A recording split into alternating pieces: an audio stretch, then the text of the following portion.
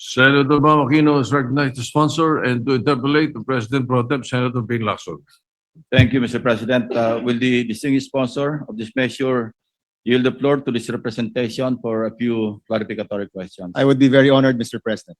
Thank you. At the outset, Mr. President, it goes without saying that this representation is fully supportive of your honor's initiative, no, to accelerate the construction of classrooms and school buildings.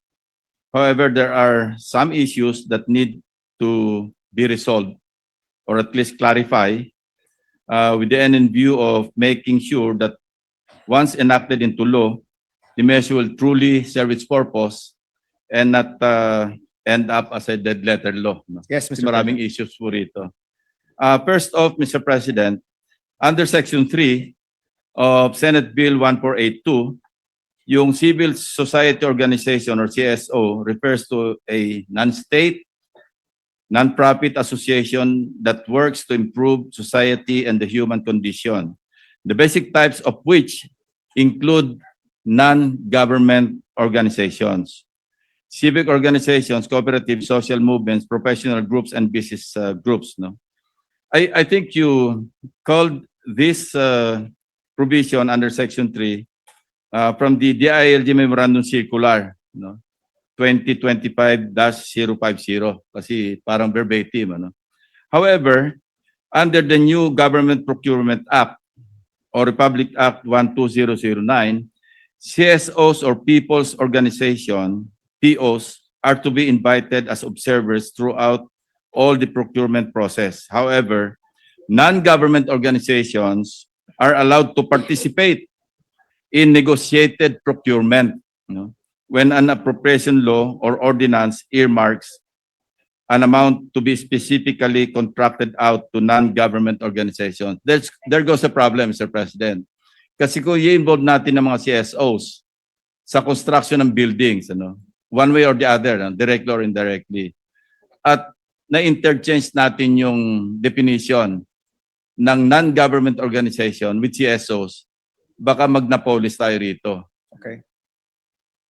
So how do we resolve this issue, Mr. President? Yes, Mr. President, maybe to give a background why we included CSOs. During our hearings, nalaman ho natin that our CSOs like Hope Foundation, Angat Buhay, the Chinese Chamber were actually building classrooms at a much cheaper rate than DPWH. At maganda naman po yung kanilang nagawa. In fact, through different senators here, marami rin pong nasuportahan dyan in the past who were able to complete classrooms. In fact, I found out recently that there's one NGO, I think, that has made more classrooms than DPWH.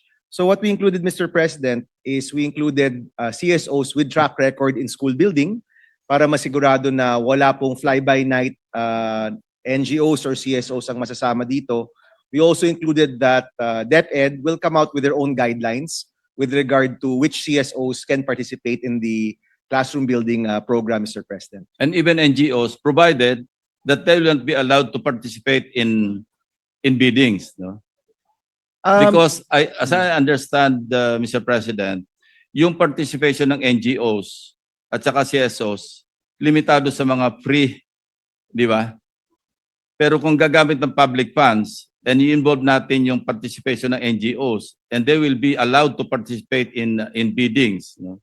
In the construction of the school buildings and classrooms, medyo may problema tayo. Kasi merong conflict of interest. What is the conflict of interest, Mr. President? Because if we involve the NGOs, Yes. and they will participate in the biddings, and they will actively participate in the monitoring, etc., nandun ang conflict of interest. Mr. So President. probably, pwede tayo maglagay ng caveat, ano? Yes. Na provided that they will not Monitor themselves. monitor themselves. Yes, exactly, Mr. President. Yeah, yun. Anyway, at the proper time, maybe we can use the proper language Yes. to clarify that particular issue. Yes, Mr. President. But I have definitely. no objection to allowing NGOs to be active partners in the school building program of the government. In fact, Mr. President, I think Senator Marcos also wrote us with similar concerns. and we can work with your offices to propose the proper language to have a tighter definition at the proper time, Mr. President. Now, let's run some numbers, Mr. President. For the period 2022, or i-move na lang natin a little further, 2020 hanggang 2025, ano? Ang total na appropriations para sa school building, yung BFF, no? Yung facilities fund, ano? Basic Education Facilities Fund. Yes, Mr. Umabot President. na siya ng 91 billion 279 million pesos, ano, more or less. So, ang na-construct na classrooms during the same period,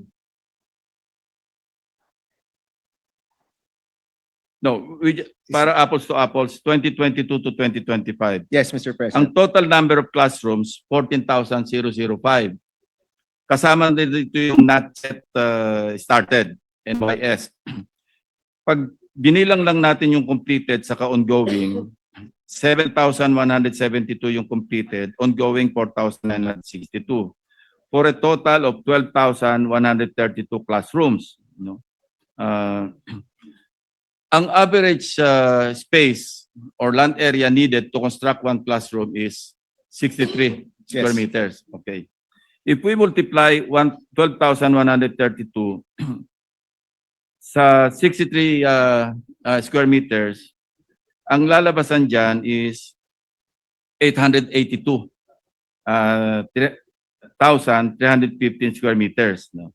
Or 88.2 hectares. Gusto ko lang pong ibangga doon sa so far appropriated or yung na-utilized sa construction ng classrooms, which is huge, 91. Please correct me if I'm wrong, baka mali yung computation ko. Yes, Mr. President. Kasi kung gano'n ang numbers na nakikita natin, meron tayong nagagastos na sa 12,132 na 36.396 billion.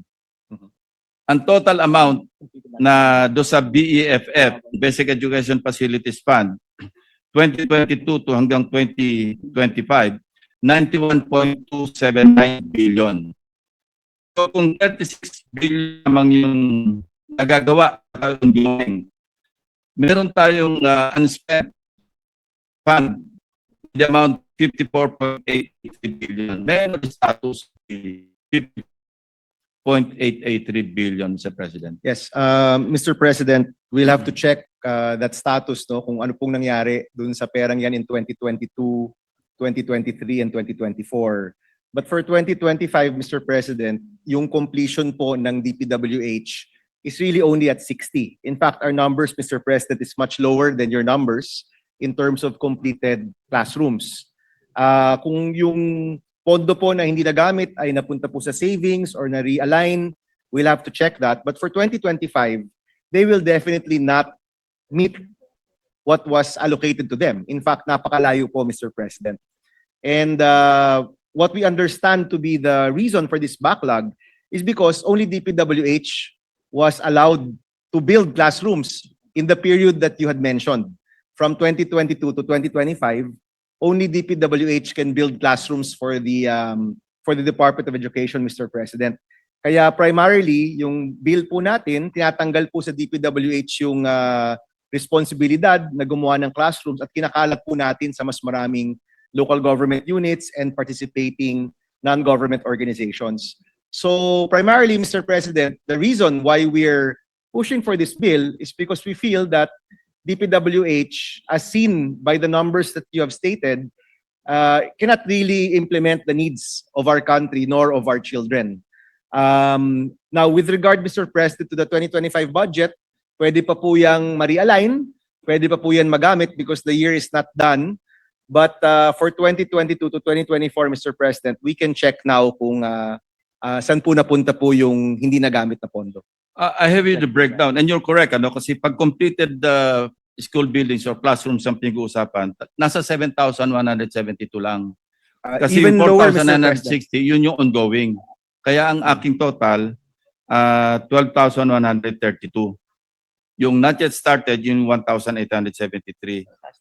Now, ang breakdown, tama po kayo, 2025, ang completed, 7 lang eh. Mr. President, As of October 31, 2025. well, we have the Maybe mas latest, update. yes, Okay. our latest numbers is 60, Mr. President. 60 from 7 as of October 31. Yes, Mr. President. All right. Ongoing 423. Nabawasan siguro sa datos ninyo yung ongoing. Mr. President, 60 ang completed, may ongoing, but the target was actually much bigger than the ongoing. So meaning, based on target, malayo pa rin yun, Mr. President. Even if they finish the ongoing, malayo pa rin yun sa target po, Mr. President. And that's the intent of this bill, ma-accelerate. Yes, Mr. President. Yeah. So, ang isang related question is, yung DepEd po and financial capability to properly evaluate the top, ano? Or will DepEd hire additional engineering and audit personnel to manage and monitor these projects? Mr. President, according to DepEd, and we've met with them numerous times, that they can manage this. In fact, they recently had a classroom. On their own? Yes, Mr. President. They had a classroom summit where they discussed the plans to build more classrooms with the private sector, with LGUs, with NGOs, Mr. President. And we've aligned with them at lumalabas naman po na handa po sila dito po sa challenge na ito. Meron na ba silang initial inventory ng mga CSOs that will be tapped for the purpose? Wala pa, Mr. President. Not for this. They have a list of partners that have been raising funds on their own and donating classrooms to DepEd. Pero yung magpa-participate po dito sa CAP bill, wala pa po because we don't know which of those NGOs will participate in this CAP bill. But more or less, they have an idea Yes, Mr. President. and they have already identified the possible CSOs and, as you said, even NGOs to participate. Iba, Mr. President, because some of these NGOs, and I've spoken to some of them, they're wary of accepting government funds also. So many of them would prefer to just keep on using the donations that they have or their CSR if they're connected to a large company to fund the classrooms. So far, Mr. President, dahil wala pa naman po yung batas, wala pa pong nag-signify na nais nilang mag-participate po dito sa bill po natin. Okay, since LGUs will also be tapped or will get involved, ano? Meron na ba tayong identified na LGUs na nakapag-construct na ng classrooms? Do you have the data on how many classrooms these LGUs have already built? Yes, Mr. President, we have actually reached out to LMP, LCP, League of Provinces. We were able to get some of their data. We can share this with you, Mr. President. There's one particular best case, which is the one in Iloilo, Mr. President, that was done with Synergia Foundation. And they were able to show that even to the barangay level, kaya po mag-build ng classrooms. In fact, ang kwento po dyan, Mr. President, at the barangay level, talagang inlagaan yung classroom kasi yung mga gumagawa ng classroom kasama po ng mga barangay officials, mga anak nila mismo at apo ang nag-a-attend dun po sa school site na yon, no? So, there are cases, Mr. President, where LGUs have successfully been able to do this in a faster rate and at a cheaper price, Mr. President. At what cost, Mr. President? Compared to the standard, because we asked DPWH, Yes. ang standard cost nila is 3 million pesos per classroom. Yes, Mr. President. More or less. So, at what cost yung mga LGUs na nag-construct ng cheaper or more expensive? Definitely cheaper, Mr. President. By how much, Mr. President? So, if I may explain, Mr. President, in our hearings, lumalabas si DPWH nasa 3.5 million pesos, no? Yung kanilang classroom. Anywhere from... This is including tables and chairs? Hindi po. Wala pa Wala po pa. furniture ito. So that's about So 3.5 nag-overprice million. na naman yung DPWH kasi yung standard. We asked Yusek Bernardo Okay. 3 million per classroom, not including tables and Yes. chairs, ano, just the structure. Sabi niya 3 million. Pero sa actual pala 3.5. Well, Mr. President, it's on the record in our hearings na Yeah. 3.5 million siya. Roughly 3.5 million. While the LGUs The could LGUs, Mr. construct President. the one classroom Low of 1.5 and high of 2 million. So with the help syempre- of CSOs, No, Mr. President, on their own. standalone. And then the CSOs, Mr. President, anywhere from 800,000 to 1.2, 1.3 million. Now, yung pinagkaiba nun, Mr. President, the CSOs, they don't charge a margin, no? Yung contractors, wala pong margin yan, and they're able to get some support here and there, so bumababa po talaga yung cost. Yung LGUs naman, Mr. President, yung mga nakausap po namin at nahingan po namin ng kanilang datos, ranges from 1.5 to 2 million, Mr. President. So what we've done, roughly, Mr. President, is that we've also capped the cost of the classrooms in our bill, and it's roughly about 1.8 million here, Mr. President, as a price ceiling. So ibig sabihin, Mr. President, pwede pong mag-propose ng mas mababa doon, pero hindi pwede mag-propose ng mas mataas po doon. Now, naaral po ito ng aming komite. We were able to get support from different architects groups, different quantity surveyor organizations, Mr. President, pati rin po yung mga submissions ng LMP, LCP, and the NGOs. And recently, Mr. President, during the classroom summit of DepEd, nagbigay na rin po sila ng 28,000 pesos per square meter na price cap, no? And we intend, Mr. President, at the right time to adopt that price ceiling in our bill. Currently, ang computation po namin is 28,500, no? Ang nabigay po ng DepEd recently, 2 weeks ago sa kanilang classroom summit, was 28,000.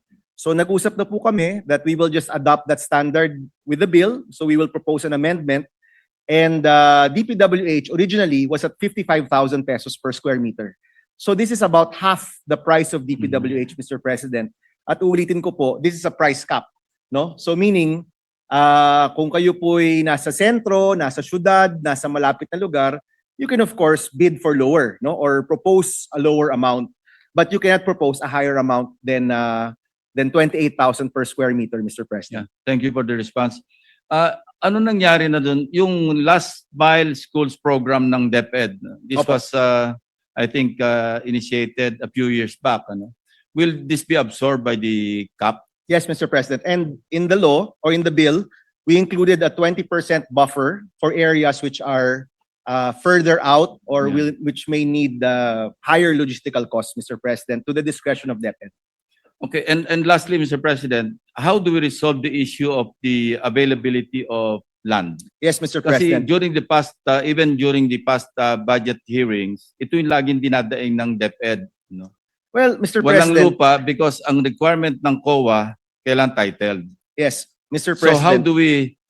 how do we resolve that issue? Kasi it will be a Recurring. recurring issue. Kasi So- kung kailangan ng title and most of our real estate properties, especially in the provinces, mga tax deck eh. Opo. 3 things, Mr. President. Unang-una, napakarami po nating condemned classrooms na hindi po ginagamit.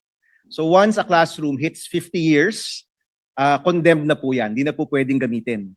So in some of the schools na puntahan po natin, kalahati ng classroom hindi po ginagamit. Ginagawang bodega or hindi man lang ginagamit kasi hindi na po pwede yung mga bata dun sa mga classroom na yan. Some of these classrooms were for replacement 5-10 years ago and they're still not being replaced, Mr. President. So, unang-una, And these are covered by deeds of donation already. Property tanto ng DepEd. the schools are currently there, Mr. President. No? Hindi po ito bagong lupa. Yung iba po may deed of donation, yung iba may tax deck, at yung iba po may titulo. Sino po yung may-ari ng mga lupa na kinatitirikan ng mga school buildings na condemned? Still the same po, Mr. Private President. owners or? It's the same, Mr. President. Pareho pa rin. So these are current campuses, Mr. President. So may nakatayo na po diyang mga eskwelahan, no? So in short, Mr. President, wala naman pong bagong lupa na kinukuha yung programa o yung DepEd. It's just a matter of tearing down the very old classrooms and building there para magamit na po siya. So that's the first, Mr. Yeah. President. Yeah, Mr. President, I remember when I was in the primary school, elementary, Opo. yung aming classroom, silong ng bahay ng principal. Opo.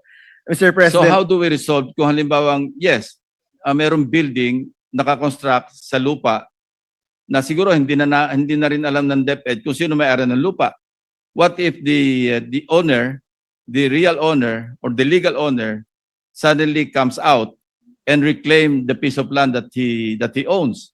Kasi nakaugalian na lang sa probinsya na okay, natuloy ng school building o ng classroom, hindi na kumibo yung may-ari Yes, Mr. President. for some reason. But kung condemn at papatayuan ng panibagong building, siyempre necessarily kukuha ng building permit. Yes. Eh biglang lumabas yung may-ari, kiklaim niya. That's another issue, Mr. President. Yes, Mr. President. But, Mr. President, the gap is so huge.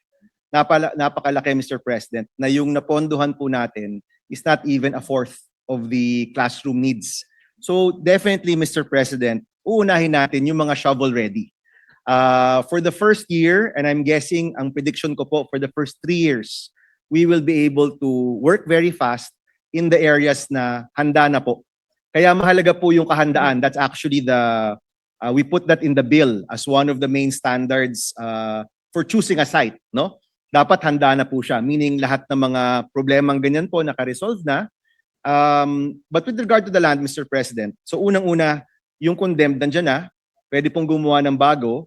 Yung pangalawa is to go vertical, no? And do a second or a third Yeah, or a but fourth floor. that's not addressing the issue that I raised. What if the owner of the land where the Yes, Mr. President. condemned classroom or school building sits, biglang lumabas, oy, akin yung lupa na yan. Hindi ko na kayo pinapayagan na mag-construct. How do we resolve that issue? Mr. President, this is where the LGU comes in, Mr. President. Babrasuhin ng LGU. Well, kakausapin po ng maayos, no?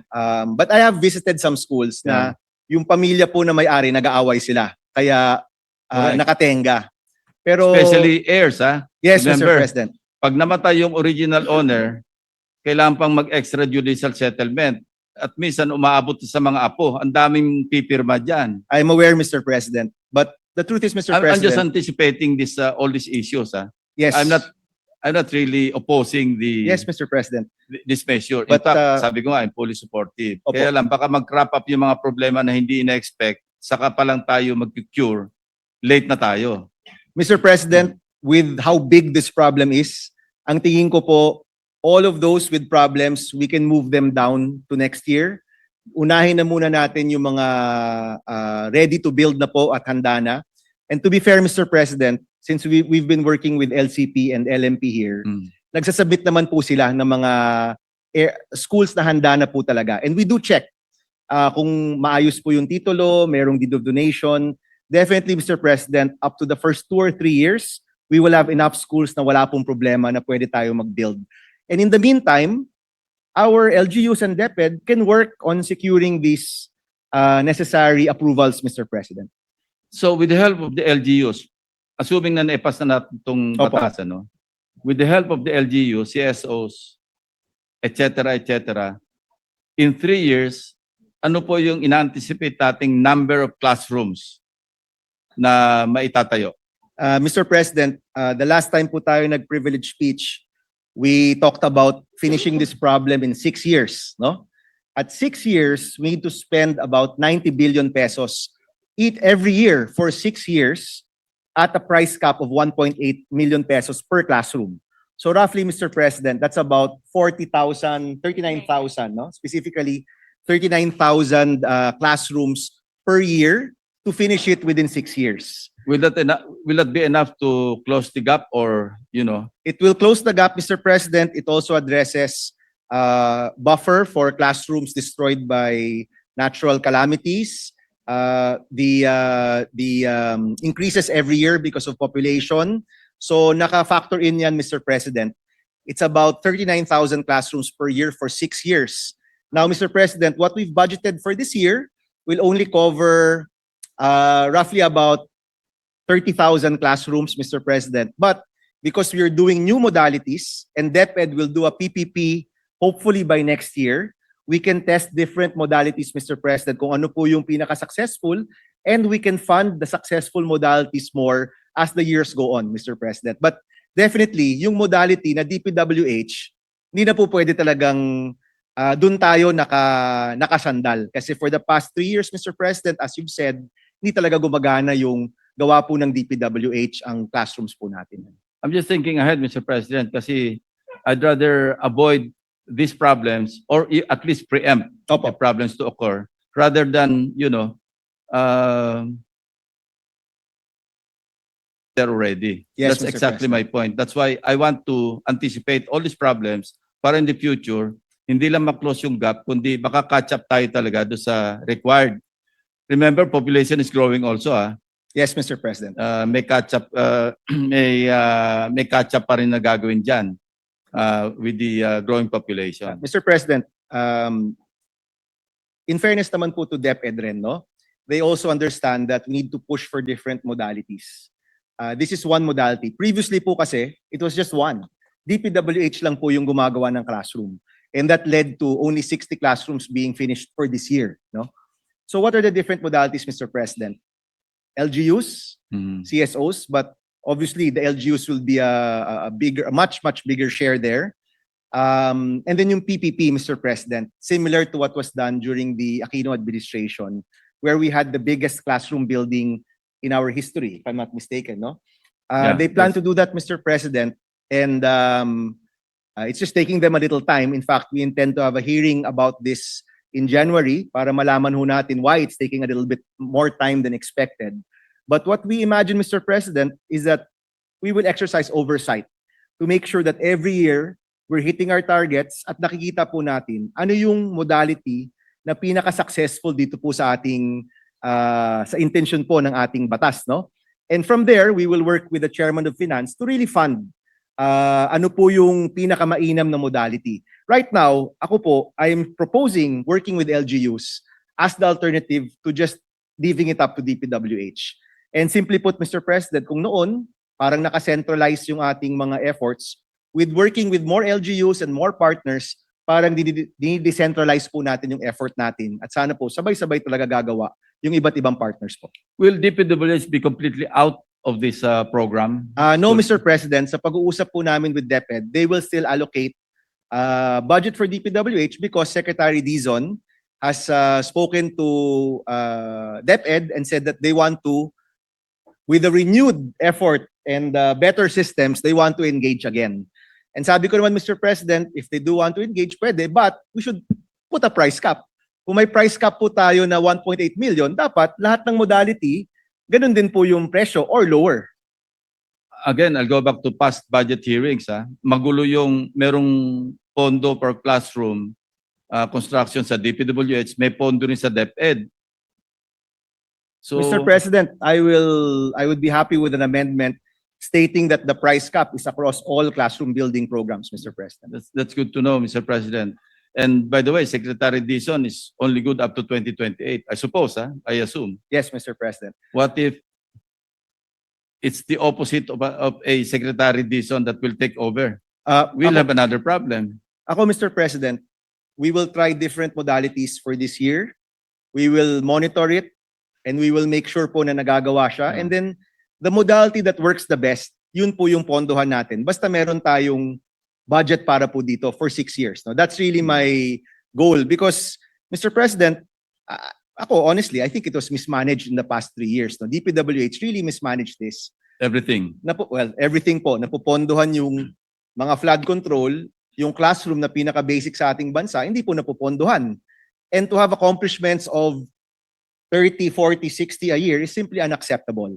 Kaya po, dito po tayo pupunta. But, I will give it to the new DPWH. I know that they're trying their best to reform.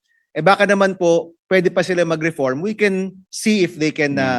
hopefully, Mr. President. Hopefully. But, Mr. President, kung di nila magagawa, pondohan natin yung maayos. No? And personally, I will put my... I will bet on this horse, Mr. President, more than putting it just in one agency. Yes, at the proper time, during the period of amendments, will you be open to some suggestions like use of PRAC, tax incentive for landowners or even Yes. school or building owners who may want to lease portion of their property under a tax incentive scheme or arrangement? Yes, Mr. President. In fact, Kasi problema talaga natin dito, lupa. We're prepared with an amendment, Mr. President, allowing for lease and for outright purchase of buildings, Even use of PRAC, Mr. President. which we already introduced in the special provisions for the. We will also move to include that in the bill, Mr. President. Thank you. Thank you, Mr. President. The Senate President is leaving at 5 o'clock, so I have to take over. Thank you very much, Senator. Thank you po. Thank you, Mr. President. Thank you, Your Honor. Thank you. The session is suspended.